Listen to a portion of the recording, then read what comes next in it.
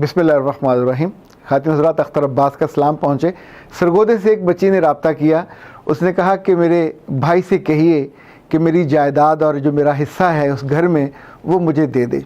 تو میں نے اسے پوچھا کہ بیٹا آپ نے اس کام کے لیے اپنے خاندان کے کسی بڑے سے کہنا تھا، مجھے جو اتنی دور آپ نے کہا تو یہ کیوں کر ہو پائے گا؟ اس نے کہا کہ میرا بھائی آپ کی ویڈیو سنتا ہے، شاید آپ کی بات سن لے۔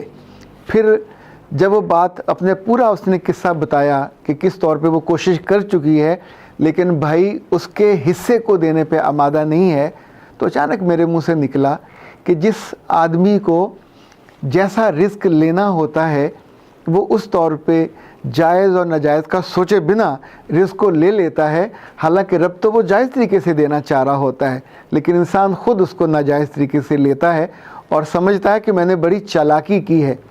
جس لمحے میں اس بچی سے یہ بات کر رہا تھا تو مجھے اپنی تاریخ میں ایک بہت ہی عظیم شخص یاد آئے۔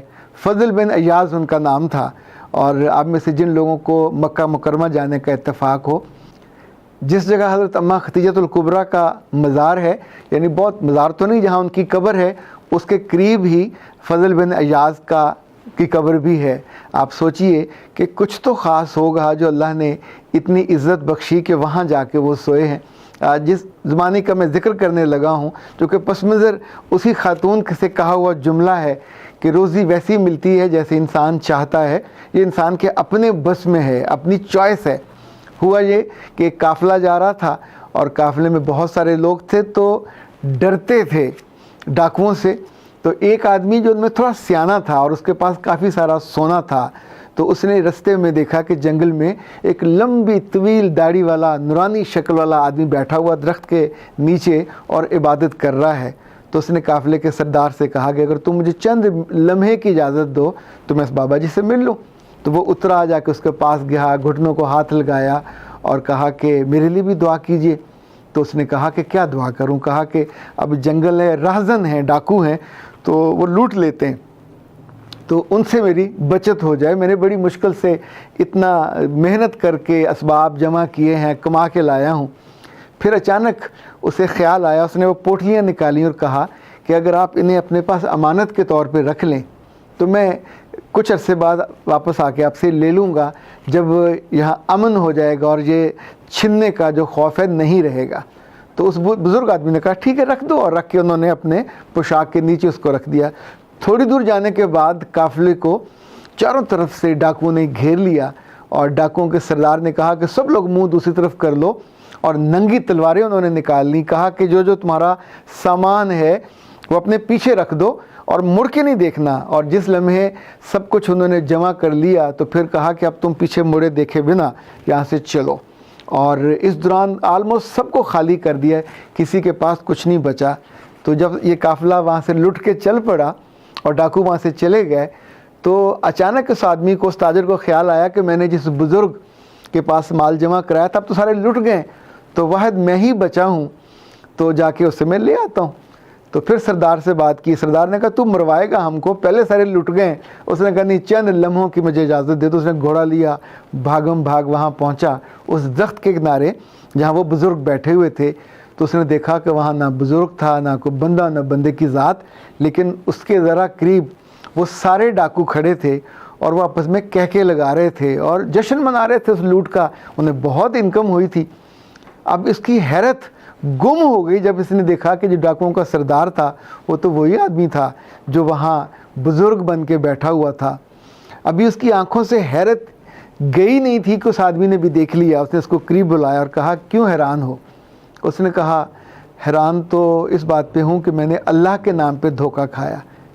میں نے تم کو اللہ کے نام پہ وہ اپنی امانت پکڑائی تھی، اور اللہ کے نام پہ تمہاری شکل دیکھ کے، تمہارا حلیہ دیکھ کے میں دھوکہ کھا گیا۔ تو اس نے ہنستے ہوئے کہا تم اپنی بے وقوفی سے تم نے دھوکہ کھایا، اس میں اللہ کا نام کہاں آ گیا؟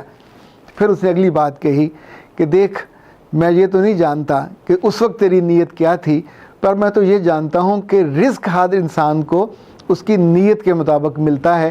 اللہ نے حلال رکھا ہوتا ہے تو وہ حلال سے لے لیتا ہے، اللہ نے تمہاری نیت ایسی تھی اس کو حرام کر کے لینے کی، تم نے اس طور پہ لیا۔ مجھے تم سے کوئی شکوہ نہیں ہے، میں تو اپنے رب سے ہی کہتا ہوں کہ میں نے اسی کے نام پہ دیا تھا، وہی مجھے یا واپس کر دے جو بہتر دلا دے۔ جب وہ وہاں سے چلا تو اس کی آنکھوں میں آنسو تھے. یہ آنسو اس ڈاکو سردار کے دل پہ گرے, اور یہ کوئی اور نہیں تھا, یہ وہی فضل بن عیار. اور اس لمحے کے بعد جو ان کے باقی دوست ہیں انہوں نے بھی محسوس کیا کہ اس کا کچھ دل بدل رہا ہے, اس کی آنکھیں بدل رہی ہیں. وہ جملہ ان کے دل پہ جیسے ہوتا ہے نا, جا کے وار کاری اور کارگر ہوا کہ اس نے سوچا کہ میں جو کماتا ہوں یہ میرا چوائس ہے کہ میں لوگوں کو لوٹتا ہوں, اگر میرا چوائس ہو تو کسی اور طریقے سے تو اللہ مجھے دے سکتا ہے. پھر وقت گزرا اور یہی ڈاکو آنے والے وقت میں اپنے عہد کا بہت بڑا عالم اور بہت بڑا لوگوں کا محبوب درویش بنا. یہ عہد تھا ہارون الرشید کا, اور ہارون الرشید خلیفہ تھا, نیک دل تھا, اپنے کاموں میں کچھ کاموں میں بہت اچھا تھا. ایک روز اسے اپنے وزیر, اس کا نام بھی فضل برمکی تھا, اسے کہا کہ مجھے کچھ اچھے لوگوں سے تو ملواؤ. تو دونوں محل سے نکلے اور سب سے پہلے ایک بزرگ تھے اس زمانے میں, ان کا نام تھا سفیان اینیا. تو وہاں گئے اور فضل نے آواز دی کہ سفیان امیر المومنین آئے ہیں. تو اندر سے آواز آئی کہ امیر المومنین نے کیوں زحمت کی ہے, مجھے حکم کرتے میں آ جاتا. پھر وہ ننگے پاؤں باہر آئے, امیر المومنین کو لے کے اندر اپنے خیمے میں گیا.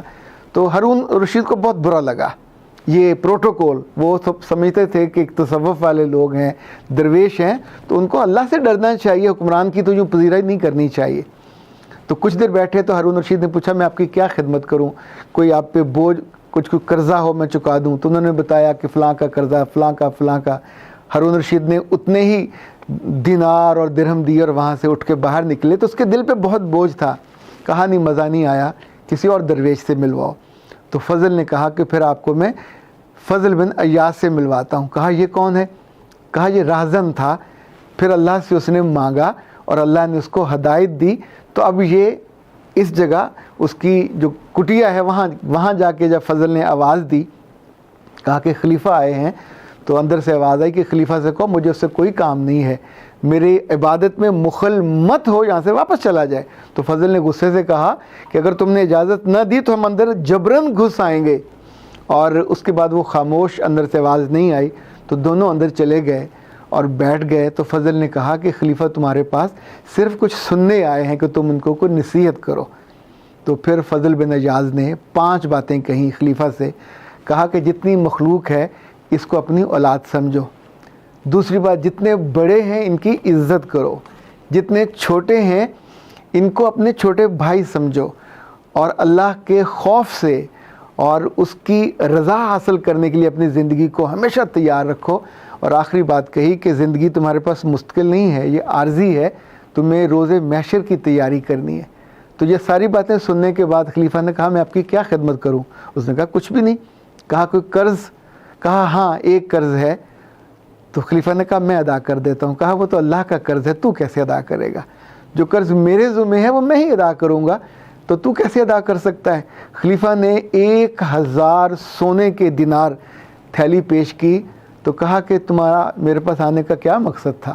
میں نے تمہیں سمجھایا, اور تم نے جو مستحق لوگوں کی تھیلی تھی وہ ایک غیر مستحق کو دے دی, اس کو اٹھا کے لے جاؤ. آپ سوچئے کہ یہ وہ فضل تھا جو کبھی ڈاکو تھا, پر پھر اس نے رزق لینے کا طریقہ وہ اختیار کیا جو رب چاہتا تھا کہ یہ جائز طریقے سے کمائے. یہ جتنے بھائی اپنی بہنوں کا حق مارتے ہیں یا جتنے بڑے اپنے چھوٹوں کا حق مارتے ہیں, یہ انہیں لگتا ہے کہ انہوں نے دانشمندی کر کے, عقل کر کے, چالاکی کر کے, کسی بھی نام پہ, ماں باپ کی وصیت کے نام پہ کوئی جھوٹ سچ بول کے وہ ہتھیا لیا ہے. لیکن یاد رکھیے گا یہ بھی ڈاکہ ہے, چاہے بہن کے حق پہ ہو چاہے بھائی کے حق پہ ہو. اور جب آپ کو رزق چاہیے تو اللہ سے سیدھے طریقے سے مانگ لیجئے. جو حق دبا کے لوگے وہ آپ کے لیے نہ دنیا میں خیریت کا اور خیر کا باعث ہوگا, اور آخرت میں تو ظاہر ہے وہ آپ کے گلے کا توق بن جائے گا, بوجھ بن جائے گا. یہ سارے پیارے اور سارے سمجھدار جو پڑھے لکھے بھی ہوتے ہیں, اپنے گھروں والے, اچھی گاڑیوں والے اور اچھی زمینوں والے ہوتے ہیں, پتہ نہیں اپنی ساری چیزوں پہ قناعت نہیں کر پاتے, اور ان معصوم بہنوں کے حق پہ بھی سانپ بن کے بیٹھ جاتے ہیں. تو میں نہیں کہتا کہ وہ کتنی دیر میں ان کو یہ سمجھ آئے, پر سمجھ تو تب آئے گی جب ان کا دل بدلے گا. دل بدلے تو پھر دن بدلتے ہیں. اختر عباس کو اجازت دیجیے. السلام علیکم.